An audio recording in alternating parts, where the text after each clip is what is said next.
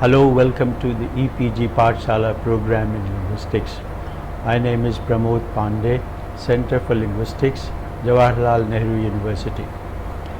Today we are going to discuss the module Doing OT, Part 1.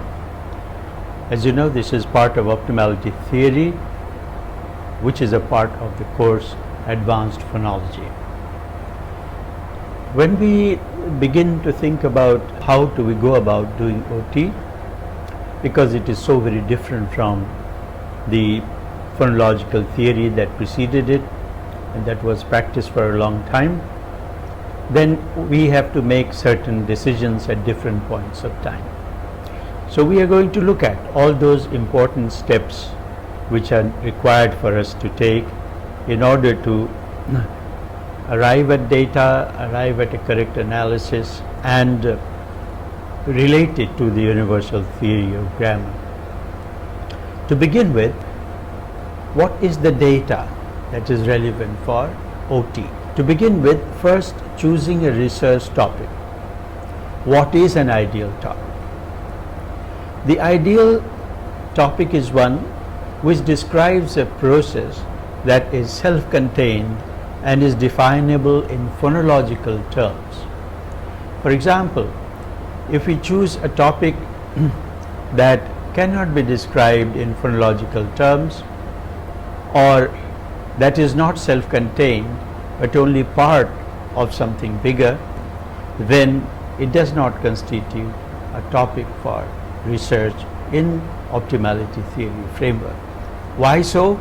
Because unless the topic is self-contained, you will not be able to propose any constraint or relate the data to any existing constraint, show it to be relevant or falsifiable, or that needs to be modified given the data. So self-contained data and topic is necessary to begin with. Then the next step is descriptive generalization. What is a descriptive generalization? It's a characterization of the systemic patterns observed in a given set of data. So the patterning is important in descriptive generalization. Before you analyze the data, it is necessary for us to look at the generalizations, all the generalizations possible in relation to a given set of data. For example, suppose in a given language the final consonant of all word final clusters is deleted. Suppose that's the generalization you have. Now, for it to be fully analyzable, it is necessary that all the aspects of it are taken into account.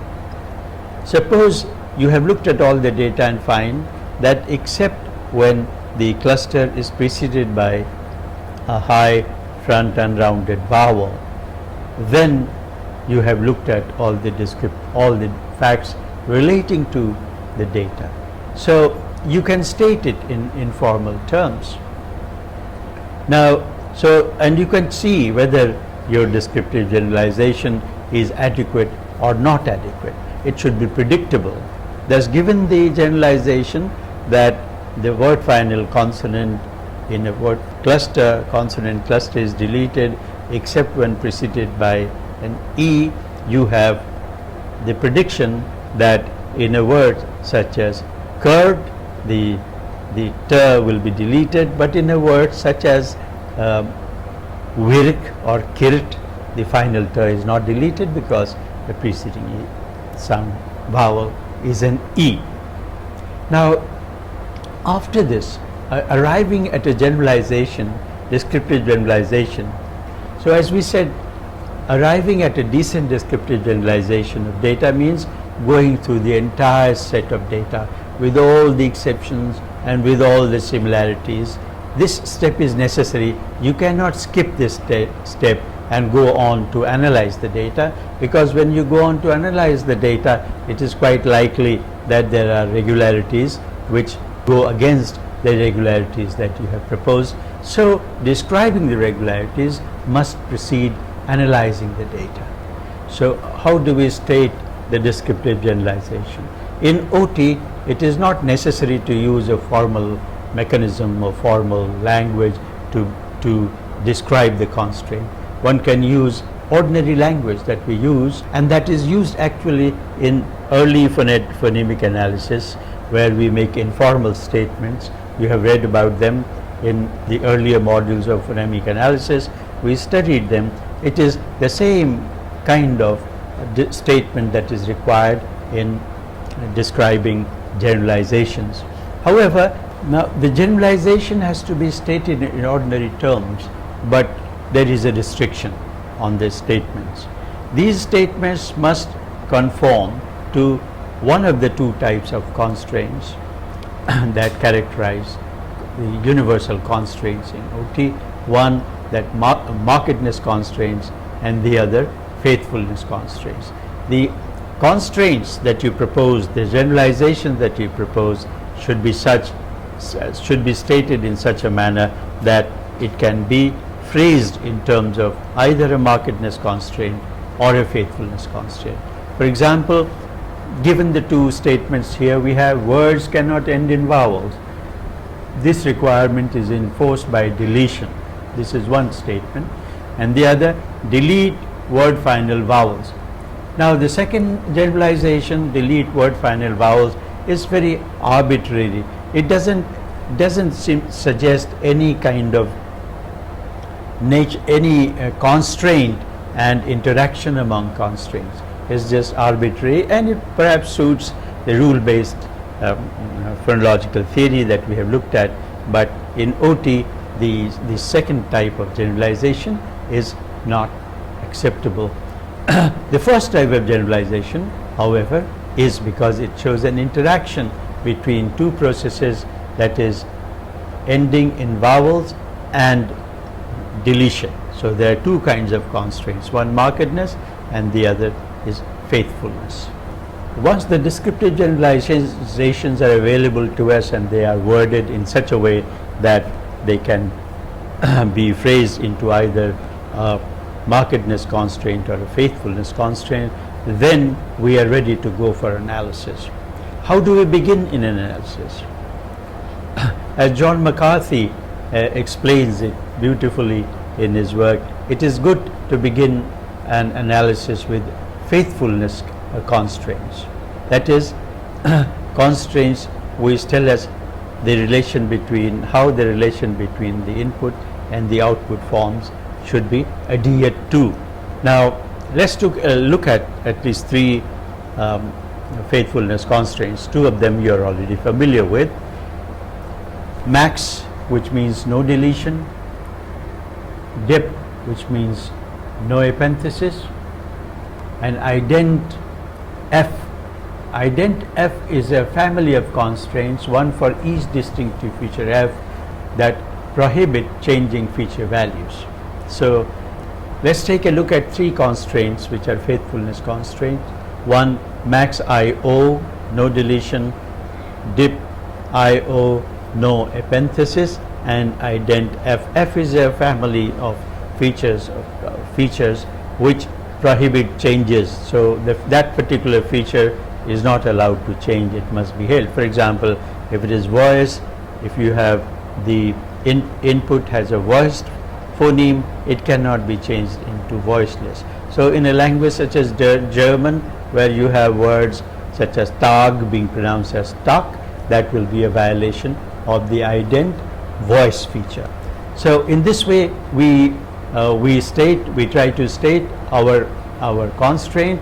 Normally, whenever we have a faithfulness constraint which is being violated, for example, you have an epenthesis, or you have a deletion, or you have a change of a feature from voiceless to voiced. We found that in the previous module, where such words such as arkark has the middle k being voiced as g, we said let us not look at it because it was not relevant at that time. So when we find that a faithfulness constraint is violated, it's an indication of the fact that some markedness constraint dominates it. Now this is the way we go about it.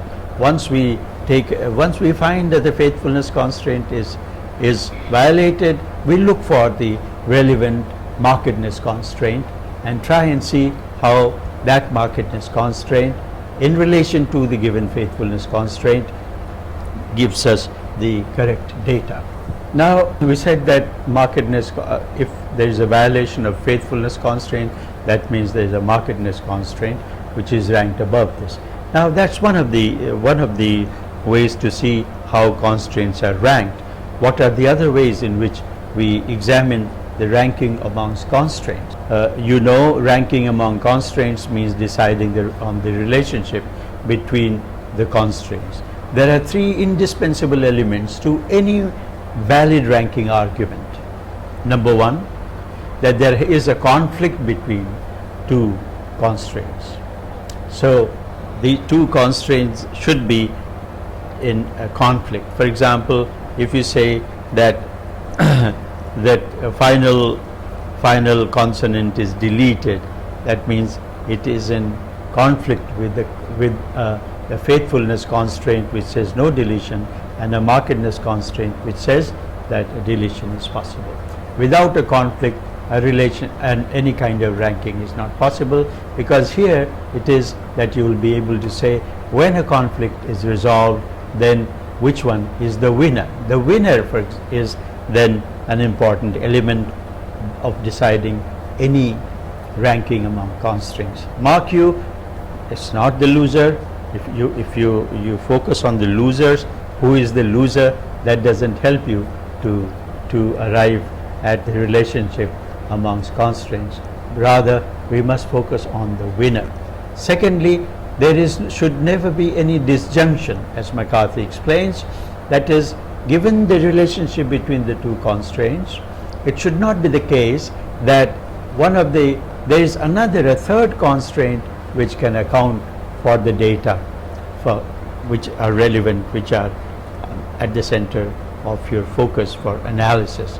So these three elements: number one, that there is a conflict; number two, there is a winner; and number three, there is no disjunction between these constraints. Now, because ranking arguments are so important, it's unwise to claim rankings without first doing the arguments needed to back them up. So what are the main arguments that are required to back up your ranking of constraints? We discussed this in the module on constraint interaction. We will take a look at it again in order to be clear about what is involved in ranking. Now, one of the things that's involved in ranking is, as we said, that there must be a winner, and this is shown, the argument is shown through a tableau, which is also known as a violation tableau, that was first proposed. So take a look at the violation tableau here. We have an input E, that's at the corner, left hand corner. Then we have the constraints on the right of that. So we have a constraint 1, let us say C1, constraint 2, let us say C2. And then below we have, on the left hand side, you have these various multiple candidates that can emerge as the optimal output candidate. So you weigh the rankings among these constraints.